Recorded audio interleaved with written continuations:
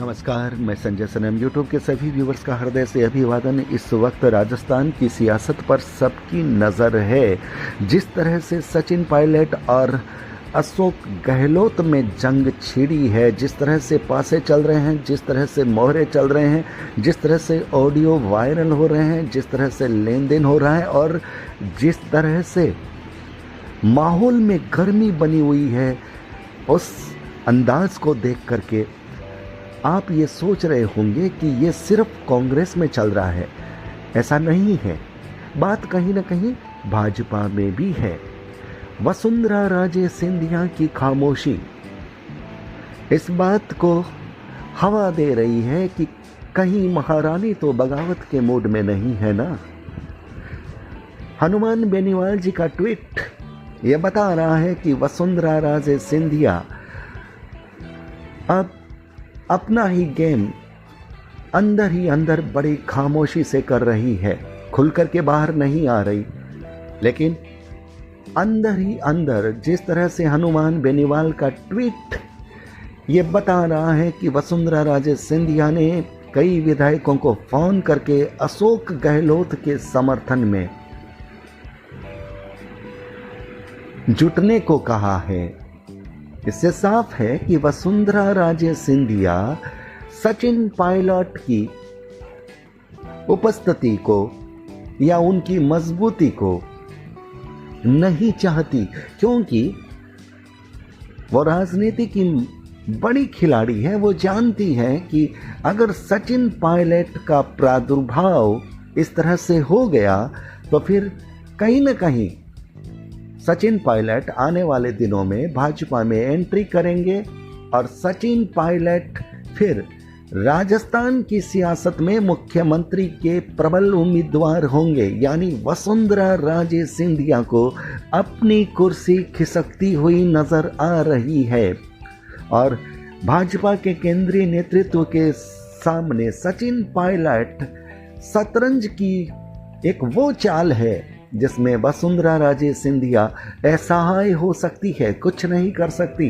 अगर सचिन और अशोक गहलोत की इस जंग में सचिन पायलट मजबूती के साथ खड़े हो गए, किसी न किसी तरह से जीत गए और अगर उन्होंने बहुमत का आंकड़ा किसी न किसी रूप में जुटा लिया और अगर अशोक गहलोत की सरकार गिर गई, भले ही सचिन पायलट अभी भाजपा में न आए, अलग पार्टी बना करके भाजपा के समर्थन से सरकार बना लें, लेकिन वसुंधरा राजे सिंधिया की अपनी सत्ता, अपनी कुर्सी, अपना ताज जो कि एक मुख्यमंत्री के रूप में उनके पास अड़िग था, कोई चुनौती नहीं थी, अब वो खतरे में आ जाएगा।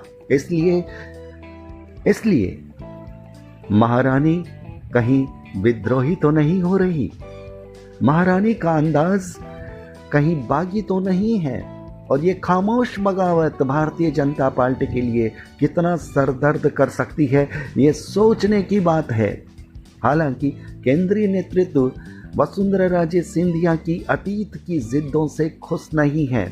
वसुंधरा राजे सिंधिया ने अपनी जिद और अपनी मजबूती की वजह से केंद्रीय नेतृत्व की कई बार कही गई बातों को नकार दिया था और वसुंधरा राजे भारी पड़ी थी केंद्रीय नेतृत्व के सामने।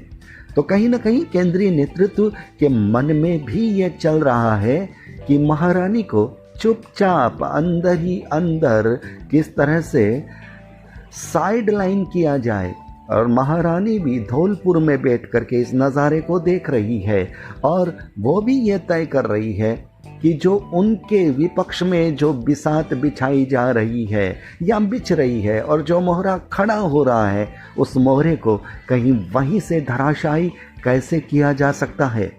इसलिए हनुमान बेनीवाल जी का ये ट्वीट काफ़ी अर्थों में महत्वपूर्ण है और ये बता रहा है कि वसुंधरा राजे सिंधिया खुल करके राजस्थान की सियासत में बोल क्यों नहीं रही, क्यों नहीं वो सचिन पायलट का समर्थन कर रही, क्योंकि उनकी अपनी कुर्सी, उनका अपना ताज, वो खतरे में है श्रीमान। इसलिए वसुंधरा राजे सिंधिया भी अंदर ही अंदर अगर कहीं बगावत नहीं कर रही, ये लगता तो नहीं।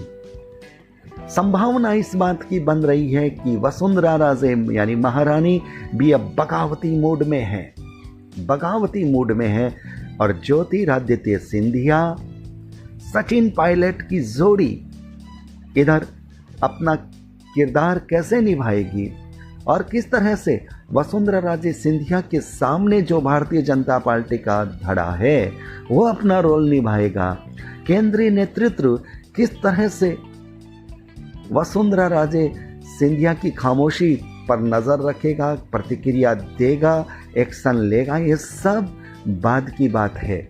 लेकिन इतना तो तय है कि वसुंधरा राजे सिंधिया छोटी मोटी हस्ती नहीं है, इसलिए फूंक फूंक कर कदम रखना पड़ेगा केंद्रीय नेतृत्व को। और ये खामोशी केंद्रीय नेतृत्व के पाले में भी है।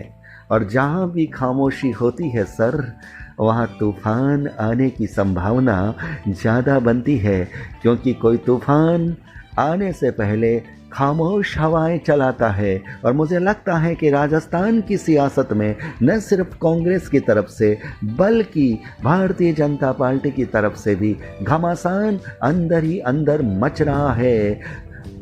जयपुर वसुंधरा राजे सिंधिया अपने बगावती मूड में नजर आ रही है। देखना है ये गेम कहां तक जाता है, कैसे जाता है, कौन जीतता है। जंग जारी है और रोमांच अभी आना बाकी है। बहुत बहुत आभार, नमस्कार। अगर आपको लगे कि वीडियो को लाइक करना चाहिए तो कीजिएगा, शेयर कीजिएगा, सब्सक्राइब करना मत भूलिएगा। बहुत बहुत आभार, नमस्कार।